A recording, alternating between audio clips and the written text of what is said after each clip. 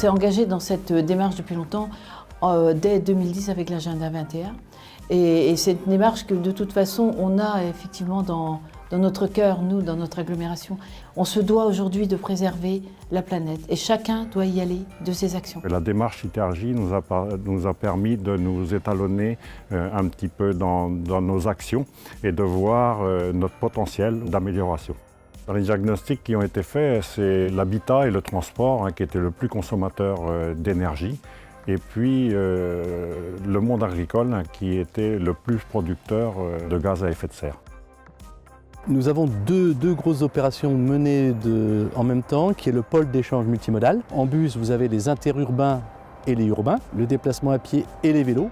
Et en parallèle, nous aménageons la ligne principale, ce qu'on appelle TO, transport Est-Ouest, d'un futur BHNS, bus à haut niveau de service. Et donc actuellement on est en plein travaux et on redessine du coup nos espaces publics. Ce qui va faire en sorte que la ville va être beaucoup plus agréable à vivre, moins de pollution, plus de sérénité, la ville plus calme, plus agréable. On a mis des outils en place pour favoriser donc, la rénovation de l'habitat. Nous sommes donc au siège de l'agglomération, dans les locaux de l'ALEC, donc l'Agence locale de l'énergie et du climat. Un point d'information tout d'abord pour les particuliers qui peuvent venir à tout moment en prenant rendez-vous avec un conseiller en énergie pour leurs travaux personnels, soit pour de la rénovation ou pour des travaux en neuf, mais également des communes qui peuvent venir prendre des conseils auprès des conseillers CEP, donc des conseillers en énergie partagée.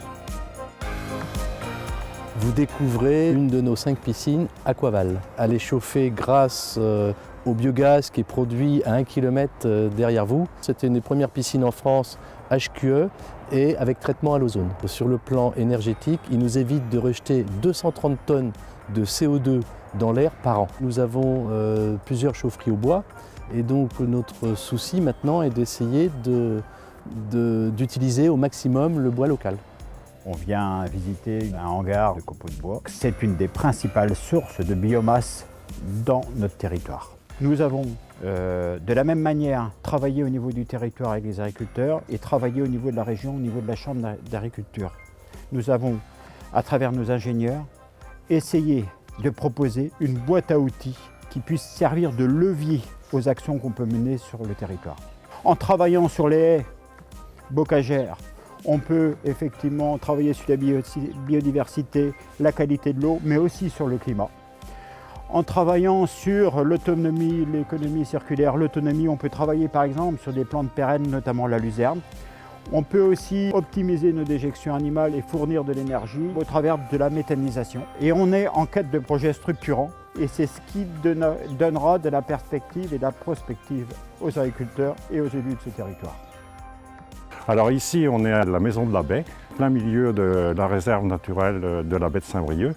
Alors elle y reçoit naturellement les scolaires, mais elle y reçoit aussi toute la population. Il y a une exposition donc, au sous-sol de cette maison qui explique un petit peu la biodiversité et tout ce que l'on trouve dans cette belle baie.